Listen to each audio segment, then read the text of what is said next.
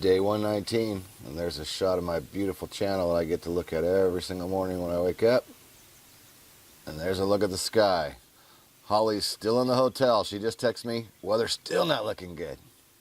I'm Kenny Keller, the creator of Helicopter Online Ground School, and we're continuing the story of Holly's cross-country trip. So we shot a piece for you last night before we left the hangar, having this discussion about weather, and we're going to dive in a little bit into the weather reporting tools. Sometimes the weather reporting tools can be so awesome and right on. Other times they can fool you a little bit. So we're going to dive into that just a little bit. So I'm going to take you to that clip after showing my Jeep Cup. I had a 1942 Willys. I had to sell it when times got tough. Maybe I'll buy it back one day. All right, so we're going to head to that clip where Holly's going to dive a little bit into some of the thought process behind her weather planning and the things that she's been looking at. So let's go to that clip. All right, so Holly, tell us about today. Where are we at in your flight planning and your trip? And what's going on? Today is day 7 of my 2.5-day ferry. And ceiling's pretty low everywhere, a big stationary front between here and where I need to go. And got up and looked out the window and couldn't see a whole lot. A few hours later, took my friend to the airport in Fort Wayne, and if you take a look at these photos, you can see there were towers all along my drive that you couldn't see the tops of. So this stuff has just been hanging around, hasn't really lifted.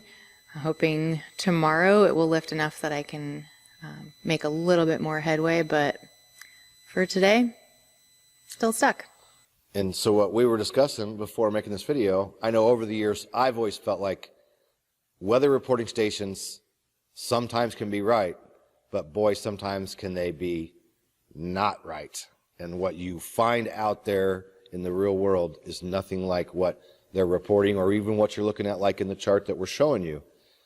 So just elaborate a little more how that relates to your trip.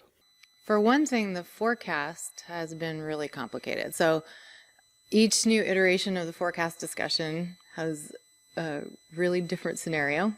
And then depending on whether you look at the MOS or the TAF, you get a lot of really different information. And so that forecast has not been super reliable. And then also just along the way, you know, something in particular that we encountered the other day. And if you take a look at this little bit of what was going on in ForeFlight, you can see that you've got areas with a lot of, to the west, you got low IFR, IFR, MVFR. You have, you know, the frontal activity there with a lot of moisture and some convection. And then as you go to the west, still some low ceilings and stuff, but you see these little spots of VFR scattered throughout. And you know, if you look at that, you got to look pretty closely at that and think, you suppose that's really VFR? Right. Because there's probably lots of low-hanging aftermath. Stations are spread far apart. What you're seeing is not what's going to be there in reality. Right. It might be, but chances are when you have that much activity, probably not. So coming through the other day, looking at this, and you're seeing, and you're listening to the AWAS, and they're reporting 7 miles, sky clear.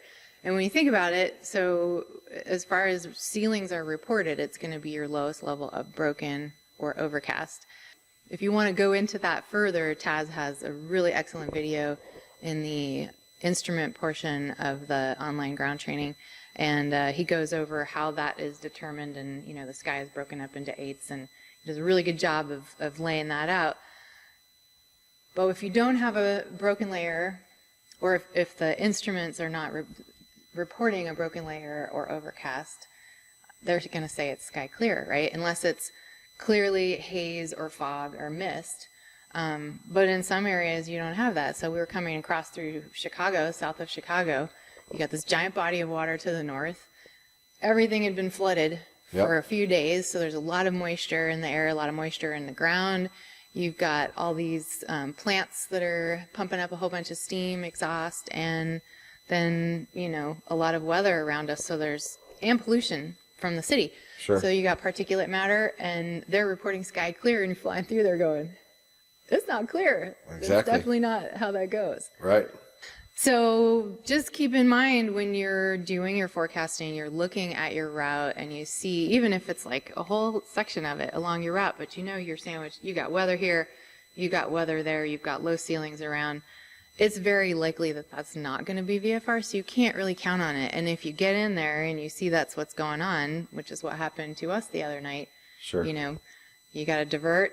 You maybe put it down for a while, you hang out and wait for ceilings to lift, but this is a good guideline, your ForeFlight or Jeppesen or whatever it is that you're using for, you know, your route planning and stuff, but that don't take it for face value, you know.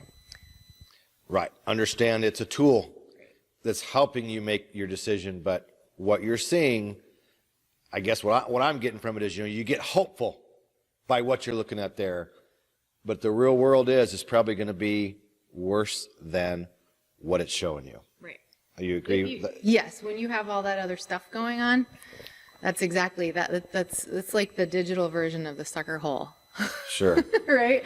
Oh, there's a little blue sky. I think I can make it. But and you look at that and you think, oh, we've got VFR along our route. But when there's that much activity, it's unlikely. So just really consider that. Awesome. All right. Well, give us a comment down below and we'll go back to... Shout out. Oh, yeah. And a shout out to Mike Stillman from Erdeus, southern shore of Virginia. Eastern shore of Virginia. Holly and I both have flown with Mike, and she had the hat on today, and she goes, hey, look at my hat. And I'm like, oh, yeah, Stillman. How cool is that? So, Still my favorite baseball cap, Mike, so I take it everywhere with me. and he was a lot of fun. So here's to you, Mike Stillman. See you in the next video. Back to the kitchen with Kenny. All right. Well, thanks for tuning in. Saturday, my favorite day of the week. Coffee with Kenny, day 119. This has been awesome. All of you have been awesome. Please put your comments down below.